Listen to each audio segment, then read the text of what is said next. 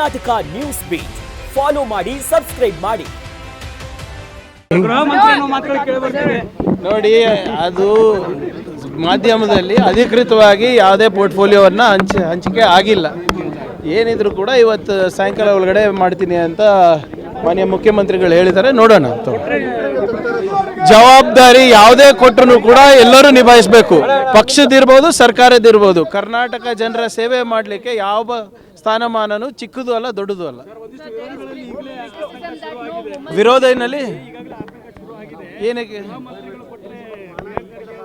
ನೋಡ್ರಿ, ಯಾರು ಗೃಹ ಮಂತ್ರಿ ಆದ್ರೂ ಕೂಡ ಕಾನೂನನ್ನು ಬಿಟ್ಟು ಯಾರು ಏನು ಮಾಡಲಿಕ್ಕಾಗಲ್ಲ. ಕಾನೂನು ಚೌಕಟ್ಟು, ಸಂವಿಧಾನ ಅದನ್ನು ಭೇದಿಸ್ಬಿಟ್ಟು ಯಾರು ಏನು ಮಾಡೋಕ್ಕಾಗಲ್ಲ. ಏನ್ರಿ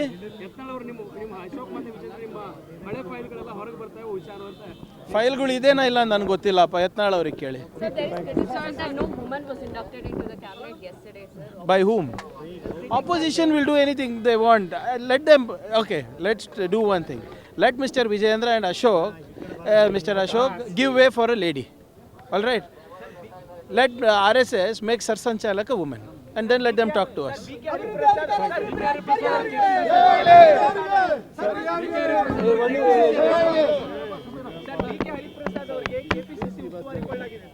ನೋಡಿ, BK ಹರಿಪ್ರಸಾದ್ ಅವರು ಸೇವಾದಳದಿಂದ NSU ಇಂದ ಸೇವಾದಳದಿಂದ ಬಂದಂಥ ಒಬ್ಬ ಕಟ್ಟಾಳು ಕಾಂಗ್ರೆಸ್.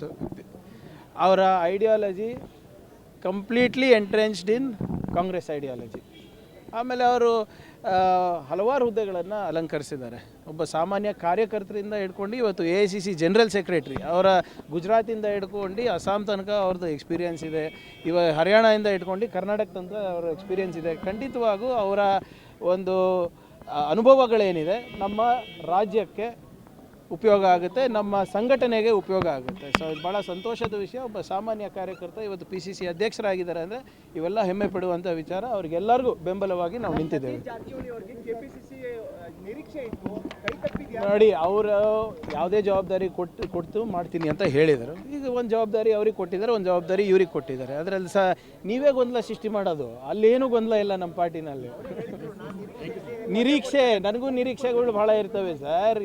ನೋಡಿ, ಸುಗಮವಾಗಿ ನಡೀತಾ ಇರುವಂಥ ಸರ್ಕಾರ ಪಾರ್ಟಿಗೆ ಯಾಕೆ ನೀವು ಸುಮ್ಮನೆ ಕಣ್ಣಾಕ್ತೀರಪ್ಪ? ಬಿಟ್ಬಿಡಿ. ಕರ್ನಾಟಕ ನ್ಯೂಸ್ ಬೀಟ್ ಫಾಲೋ ಮಾಡಿ, ಸಬ್ಸ್ಕ್ರೈಬ್ ಮಾಡಿ.